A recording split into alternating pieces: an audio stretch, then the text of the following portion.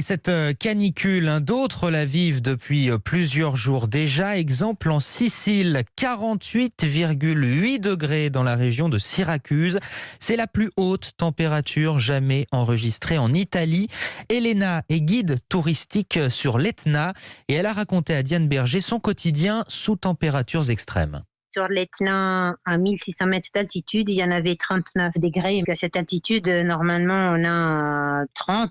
On a eu des groupes qui se sont sentis un peu faibles et ils ont dû rentrer. Ils n'ont pas fait la randonnée. Et on a vu pas mal d'incendies sur la montagne, sur les pieds de la montagne, disons. Si on ne doit pas travailler, on reste chez nous. Parce que sortir, c'est compliqué. Dans la voiture, on met la clim, bien sûr. Mais après, tu laisses la voiture pendant une demi-heure, tu fais les courses et tu la trouves à 45 degrés et tu peux pas conduire. Tu peux même pas toucher le volant parce que c'est trop chaud. Normalement, à cette époque, on peut arriver à 40 degrés, mais c'est pendant un jour, pas qui dure si longtemps. Ça fait au moins une semaine, 10 jours qu'on a ces températures.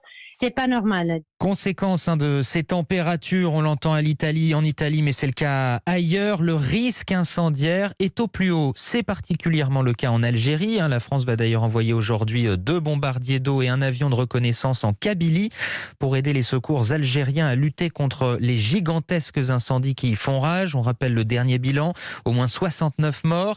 Nour Chahine, vous êtes notre correspondant en Algérie. En Kabylie, les flammes continuent leur progression.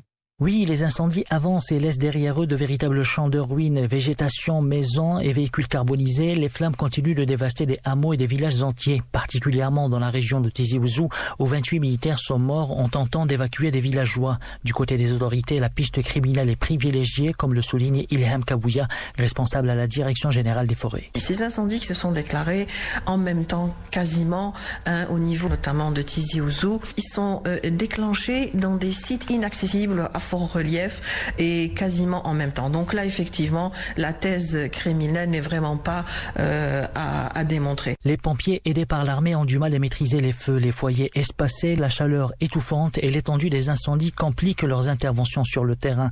Sur 72 foyers, plus de la moitié sont encore actifs et les appels à la solidarité se multiplient sur les réseaux sociaux pour envoyer de la nourriture et des médicaments dans les régions sinistrées.